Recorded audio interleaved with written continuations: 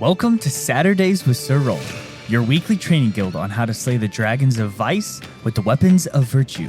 Here's your guild master, the author of the 7 Deadly Dragons book series, and faithful knight to the one true light, Sir Rolland Paterlot. Greetings, young squires, maidens, moms, and dads. Today is the first day in the 8th month in the year of our Lord 2026, and it's a great day to learn the art of dragon slaying.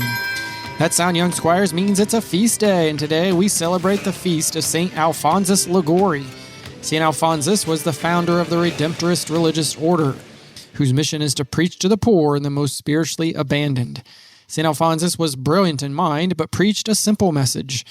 Here's a great quote from St. Alphonsus Liguori. He said, "We should awaken our faith and strive for the remainder of our lives to live according to the maxims of our faith. Why should we wait until death overtakes us and finds us living according to the maxims of the world? Let us awaken our faith to realize that this earth is not our true home, but that we are merely here as pilgrims." With that thought ever present on his mind, he understood that the trials and the struggles of this present life were just forming us for our eternal destiny.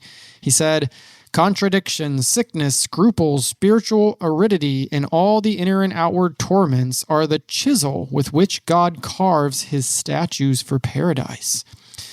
Another way of saying that would be, without dragons to slay, we can't find our way.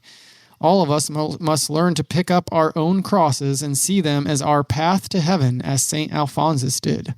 And that brings us to today's topic, which is the 4th sorrowful mystery of the Rosary. Jesus carries his cross. After they scourged him and placed a crown of thorns on his head, they brought him back to Pontius Pilate, who tried to release Jesus. But the people shouted all the more, "Crucify him! Crucify him!" And so Pilate, out of fear, sent him to be crucified. The Gospel of John, chapter 19, verse 17 reads, "Carrying the cross by himself, he went out to what is called the place of the skull, in Hebrew, Golgotha."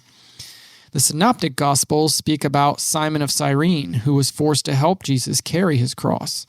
That is a great reminder to us that we should allow others to help us carry our crosses, and we should be Simon to others who are facing struggles and trials and help them carry their crosses. Out of all the mysteries of the Rosary, this one is perhaps the one that speaks to my heart the most.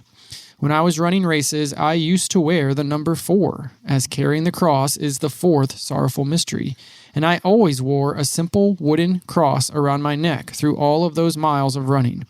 My older brother gave me the cross when I was very young, and I've always worn one since I was a kid. Until a few years back, I gave my original cross to my son to wear, and in exchange, I requested that my son make me a new wooden cross, which I still wear to this day. Carrying the cross is what we do when we feel like we can't do anymore. It's after the agony, it's after the scourging, it's after the crowning of thorns, it's after so much suffering and humiliation has already taken place, and yet there's the knowledge that the worst is yet to come. How do you keep moving forward? How do you keep getting up? How do you endure such pain knowing the crucifixion awaits at the top of the hill? The only answer is love. The way Jesus carries his cross, the way he keeps getting back up, the way he perseveres, the way he faces the dragon with courage, inspires me more than any movie or song or sports hero. I've always longed for inspiration. I've always wanted to be inspired and to inspire other people. The simple wooden cross I wear around my neck is just a sliver of Jesus' cross, but it reminds me to never give up, never quit, never stop trying, never lose hope, never stop loving. It's how I ran my races, and it's how I want to live my life. So let's return to our imagination, to our story where we enter in and place ourselves there so that we can be inspired. The laughter had finally faded. The guards pulled the faded blanket from the knight's shoulders, but they left the crown of thorns upon his head. The mayor stepped forward. "It is time." 2 guards disappeared into a nearby shed and dragged out a massive wooden crossbeam. It was old, scarred, heavy. Every family in the village recognized it. Whenever someone was chosen for the dragon, they were forced to carry the great timber through the village, down into the dragon's valley, and up the steep mountain path that led to the dragon's cave. It was a cruel reminder that no one escaped the dragon's grasp. The guards dropped the beam at the knight's feet. It struck the ground with a heavy thud. One guard sneered. If you are truly the hero everyone claims, carry it. The knight bent down. Slowly, he lifted the rough timber onto his wounded shoulders. You could see him wince as the splintered wood pressed against the fresh wounds from the scourging. Then he began to walk. The guards surrounded him. The villagers followed behind. No one spoke. The procession slowly left the village gates. The road descended into the dark Dragon's Valley, where the cliffs rose high on either side. At the far end of the valley, a narrow mountain trail climbed toward the mouth of the dragon's cave.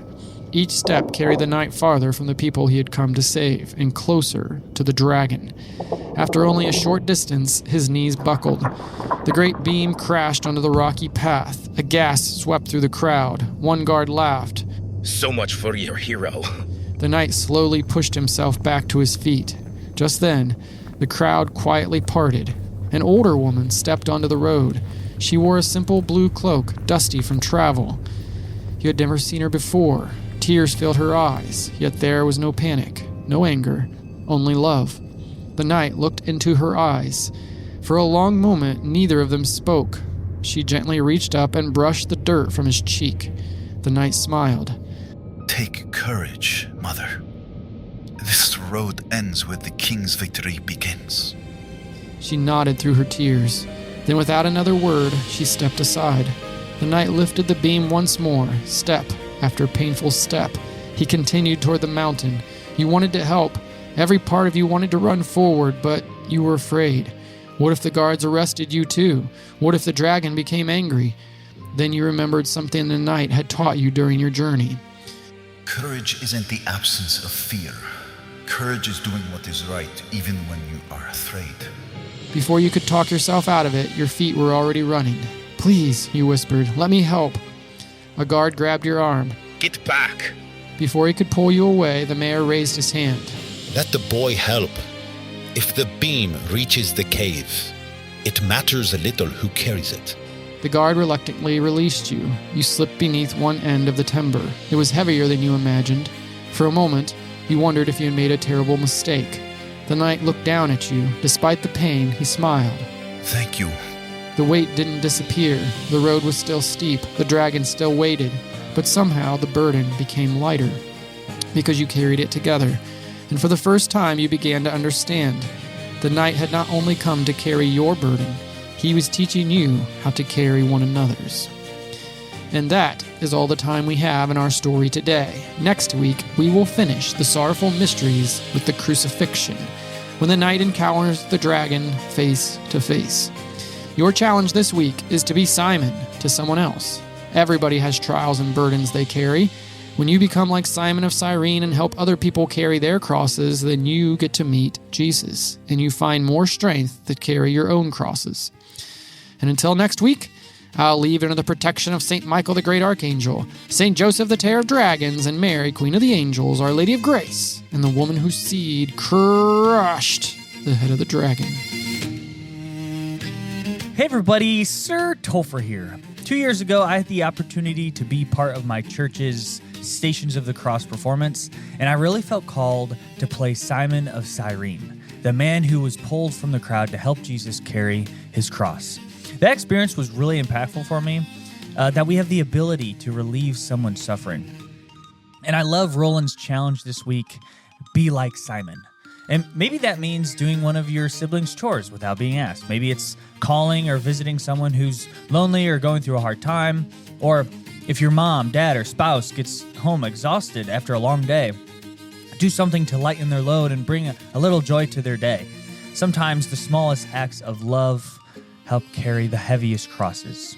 Now, for your resource of the week, which I'm really excited about, we have a brand new Lego stop-motion video now available on dragonslayers.tv. These stop-motion videos are created by Sir Michael O., and this one is based on the Green Dragon of Greed. Sir Michael and his siblings have spent, I'm sure, countless hours building, animating, and bringing these stories to life because he's taking a photo frame by frame, and then that creates the video. And so it takes a long time to develop and to get right. And this specific video is the fourth one in the series. And his goal, Sir Michael's goal, is to create one for each of the 7 dragons. How awesome is that? We hope you and your family take a few minutes to watch it, and be sure to encourage Sir Michael as he continues using his God-given talents to build the kingdom. And until next week, stay holy and slay dragons!